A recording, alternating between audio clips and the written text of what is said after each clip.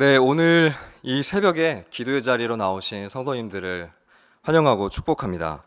사도신경 고백함으로 오늘 새벽 기도회를 시작하겠습니다. 우리 함께 고백하겠습니다.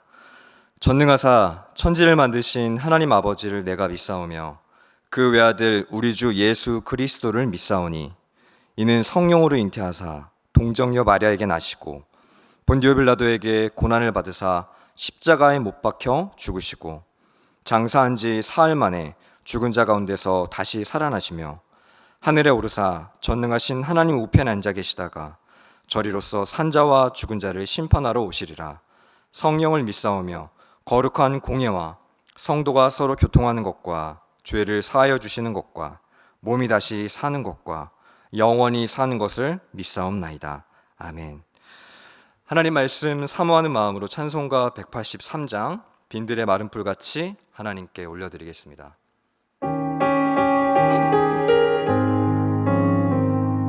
빈들의 마른 풀같이 시들은 나의 영혼,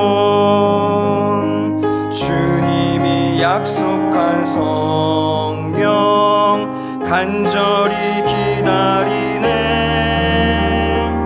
가물음에 마른 땅에 단비를 내리시듯 성령의 단비를 부어 새 생명 주옵소서.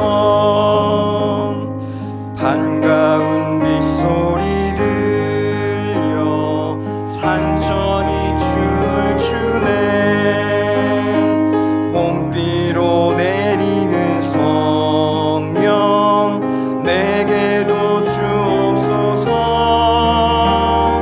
가물음에 마른 땅에 단비를 내리시듯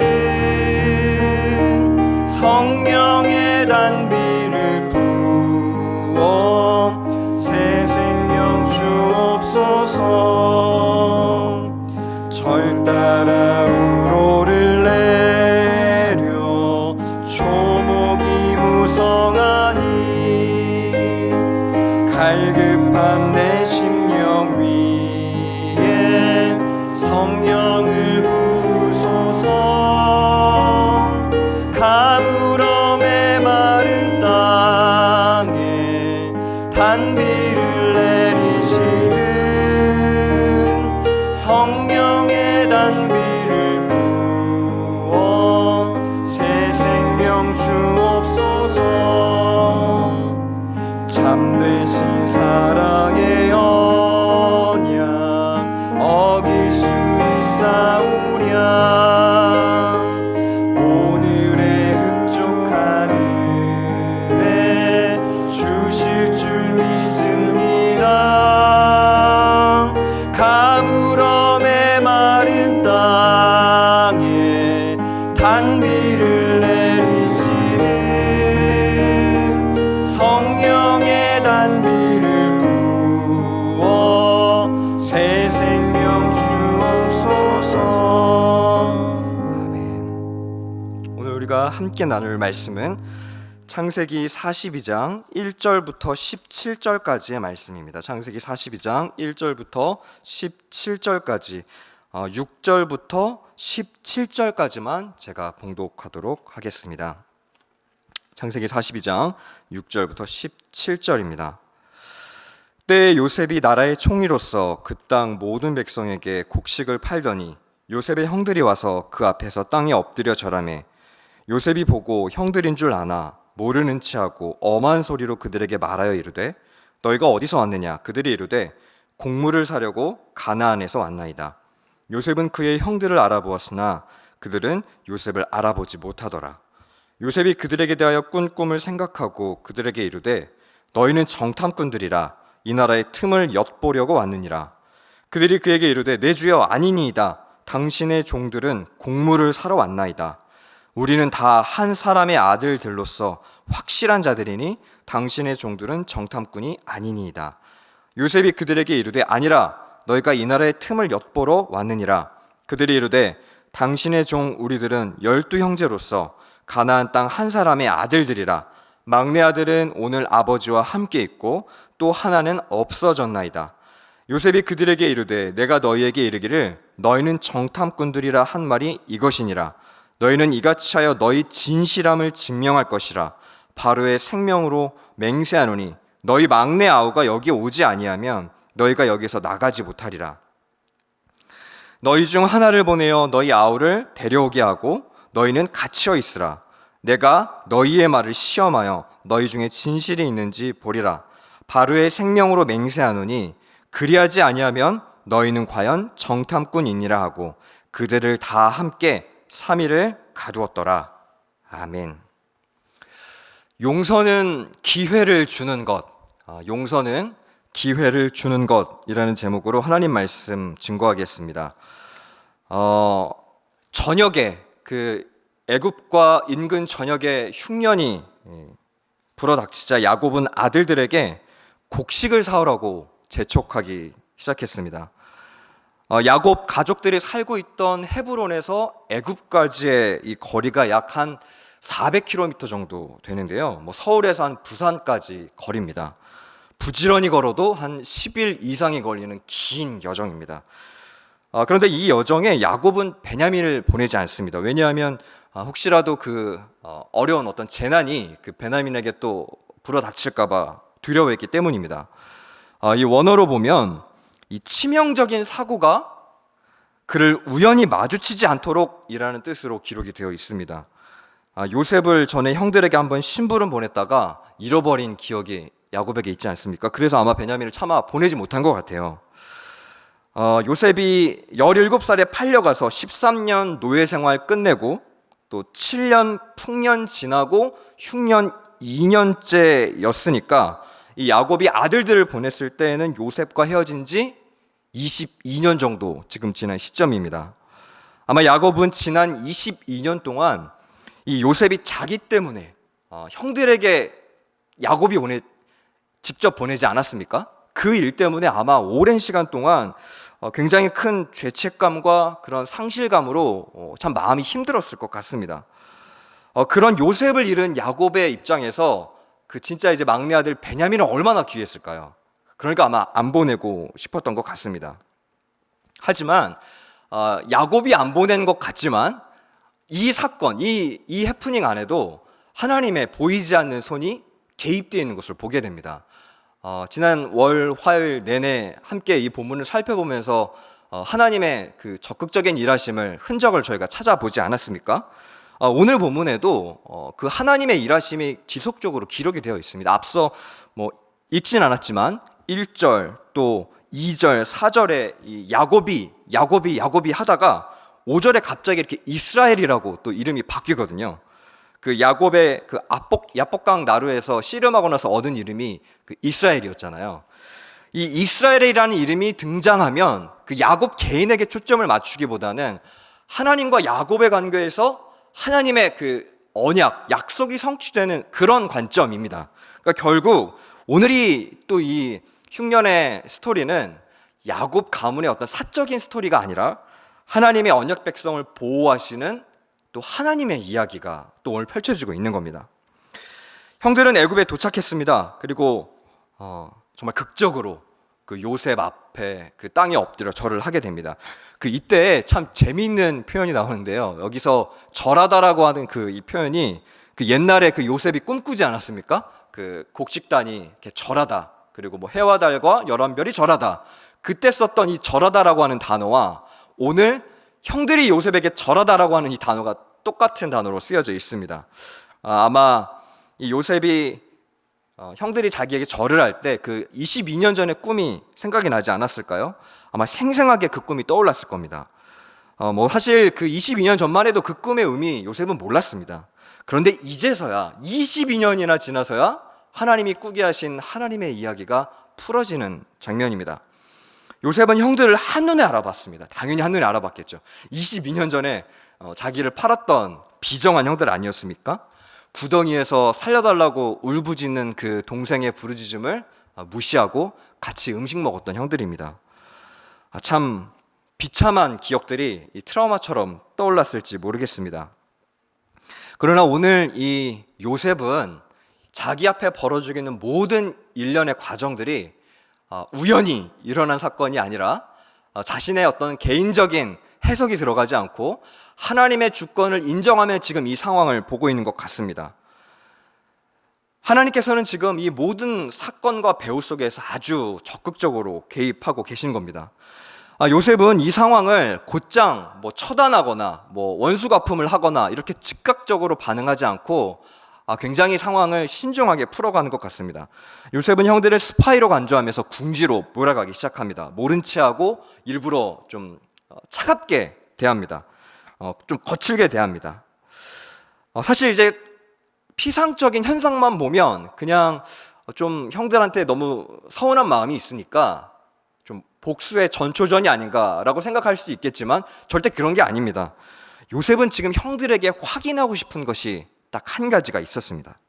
그게 뭘까요? 형들의 마음에 있는 진정성이었습니다. 그 마음의 중심에 있는 진정성. 형들은 그 요셉의 추궁을 부인하면서 스스로 저희는 확실한 자들입니다. 정직한 사람들입니다. 요셉이 막 형들을 그렇게 정탐꾼으로 몰아붙이는 데에도 형들은 알아보지 못한 채 자기를 변호합니다. 자신들은 그냥 곡물 사러 온 거지 원래 12명의 형제가 있는데 아버지가 있고 한 명은 사라졌다. 요셉이 죽었다라고 형들은 믿고 있었겠죠. 그때 요셉은 형들에게 막내 동생을 데려와서 그들의 진실함을 증명해라.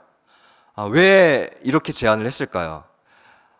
요셉의 입장에서 형들은 확실한 자, 정직한 자가 아니라는 생각이 마음속에 있지 않았을까요? 22년 전에 아버지의 총애를 받는 동생 하나를 모든 형제들이 다 시기해서 팔아넘겼던 그 비정한 형들, 그들을 아직은 믿기에는 좀 주저함이 좀 있었던 것 같습니다.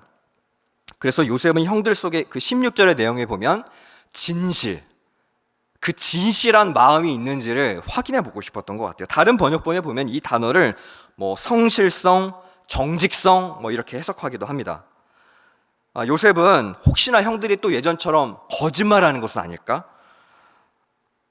확인을 해보고 싶었던 것 같습니다. 그의 요구는 지난날에 있는 과거를 다시 한번 돌이키라고 촉구하는 그런 회개의 요청이 아니라 형들의 안에 있는 지금 현재, 과거 말고요, 지금 현재의 진실성과 정직성이 있는가, 이것이 베냐민을 데려오라고 하는 시험의 목적이었습니다. 요셉은 왜 이렇게 형들에게 이런 요청을 했을까요? 저는 요셉이 형들에게 다시 한번 죄를 뉘우칠 수 있는 기회를 준 것은 아닐까 생각이 들었습니다. 아마 그 자리에서 바로 잘못을 책망했더라면, 형님들 그때 기억나세요? 그때 저한테 왜 그랬어요? 라고 아마 물어봤다면 그 순간 즉시 형들은 죄인이 되는 겁니다. 잘못을 뉘우치고 회개할 시간을 주지 않은 채로 즉시 그 자리에서 판단과 판결을 내려버리는 겁니다. 제가 가끔씩 집에 제 아이들한테 예고 없이 집에 이렇게 돌아올 때가 있습니다. 아이들이 TV나 이런 아이패드로 이렇게 영상 매체 보는 거 좋아하지 않습니까? 근데 어떤 때는 미리 예고를 하고 가기도 하지만 불쑥 집에 들어갈 때가 있습니다. 그러면 아이들이 막 한참 게임 이런 TV에 빠져서 막 보다가 아빠가 오니까 갑자기 그걸 이렇게 급하게 숨깁니다. 그러면 저는 그때 기로에 놓이게 됩니다. 바로 혼낼 것인가, 아니면은 모르는 척하면서 이 아이가 스스로 저에게 죄송하다라고 기다려줄 것인가, 두 가지 방법이 있습니다. 그런데 제가 직접 그냥 그 자리에서 혼을 낼 수도 있지만 정말 더 교육적인 방법은 그 아이가 스스로 자기가 잘못한 것을 알고 있거든요. 그러면 그 전에 찾아와서 아빠에게 먼저 아빠 제가 아빠랑 한 약속을 좀 잠시 어겼어요. 그러면 그 아이에게도 다시 한번 새롭게 기회를 줄 수 있는 그런 여유가 아이에게 생기지 않겠습니까? 저는 아마 요셉도 그런 마음이지 않았을까 좀 생각이 듭니다. 그 자리에서 직접 책임을 묻고 추궁하면 그냥 죄인이 되는 겁니다. 그런데 기회를 주면 다시금 돌이킬 수 있는 은혜를 입는 겁니다. 오히려 온전한 회복이 일어나는 겁니다. 우리가 진짜 잘못한 것에 대해서 벌을 주고 책망하는 것은 그 사람을 혼내려고 하는 목적도 있지만 진짜 목적은 그 사람의 인생을 살리기 위함 아닙니까? 기회 다시 주어서 다시는 그런 일을 하지 않도록 돌이키기 위함 아니겠습니까? 요즘 가족들과 오랫동안 코로나로 집에 있다 보면 수없이 많은 갈등 속에서 바로바로 내 생각과 표현을 그냥 직설적으로 표현해버리고 마음이 상하는 경우가 참 많은 것 같습니다. 그리고 당장 뭔가 혼내는 것으로 변화를 만들고 싶은 경우. 하지만 아이들이 스스로 깨달을 때까지 기다려주는 것이 좀 답답하고 속도가 느린 방법이지만 온전한 변화를 이뤄낼 때가 참 많은 걸 보게 됩니다. 요셉은 형들이 베냐민을 데려오는 그 과정을 통해서 자신들의 정직함과 그 신실함을 스스로 증명해 내주기를 기다렸던 것 같습니다. 그리고 자기를 판 죄책감에서 좀 벗어나서 형들과의 진정한 화해가 이루어지는 것을 요셉은 기다렸는지 모릅니다. 사랑하는 성도 여러분, 이게 진짜 사랑의 배려 아니겠습니까? 요셉이 총리인 것을 알고 자신의 잘못을 뉘우치는 것과 총리가 된 것을 모르는 상태에서 회심하는 것은 큰 차이가 있습니다. 사랑하는 성도 여러분, 이 코로나 시기 안에서 수없이 많은 관계적 갈등이 일어났을 때 바로 해결하고 싶고 즉각적으로 판단을 하고 싶은 마음을 잠시 멈추어서 누군가 한 사람을 진짜 사랑하고 또 기다려준다는 것은 다시금 기회를 주는 것입니다. 복음은 기회를 주는 것입니다. 상대방이 뉘우치고 돌이킬 수 있는 기회. 예수님이 우리를 그렇게 먼저 기다려주시고 우리의 연약함에도 불구하고 늘 기다려주셨던 것처럼 오늘 하루 이 요셉의 형들을 향한 이 배려 깊은 사랑을 기억하시면서 오늘 만나는 수없이 많은 관계 속에서 기회를 주고 기다려주는 성도님들이 되시기를 주님의 이름으로 축복합니다. 함께 오늘 말씀 기억하며 함께 기도하겠습니다. 살아계신 하나님, 때로는 잘못된 것을 잘못됐다라고 지적하고 싶고 내 마음이 시원해지는 방향을 선택하고 싶을 때가 참 많습니다. 하나님, 그러나 오늘 이 요셉을 보면 이 모든 배후에는 하나님이 간섭하시고 계획하고 계시다라는 그 주권을 인정하며 형들과의 진정한 화해를 이루고자 하는 요셉의 진심이 담겨 있습니다. 때로는 우리가 수없이 많은 관계 속에서 받은 상처와 어려움 때문에 즉각적으로 잘못을 지적하고 판단하고 싶은 충동질이 일어나지만 그러나 그때마다 우리가 잠시 멈추어서 상대방에게 기회를 주고 또 기회를 주고 예수님이 우리에게 기회를 주셨던 것처럼 그 받은 사랑 기억하며 오늘 하루 용서할 수 있는 은혜를 우리에게 허락하여 주시옵소서. 살아계신 예수님의 이름으로 감사하며 기도드립니다. 아멘. 오늘 이 두 가지 기도 제목 가지고 함께 좀 기도했으면 좋겠습니다. 먼저 첫 번째로는 요셉이 형들에게 돌이킬 수 있는 기회를 주었던 것처럼 용서와 화해가 필요한 자들에게 다시 한번 기회를 주는 은혜가 나에게도 임하게 하여 주시옵소서. 또 두 번째로는 코로나로 가족들과 오랜 시간 함께 지내면서 경험하는 갈등과 분노를 주께 내려놓고 서로를 인내하고 있는 모습 그대로 받아들이는 긍휼의 마음을 부어 주시옵소서. 오늘 이 두 가지 기도 제목 가지고 함께 합심하여 기도하도록 하겠습니다. 함께 기도하겠습니다.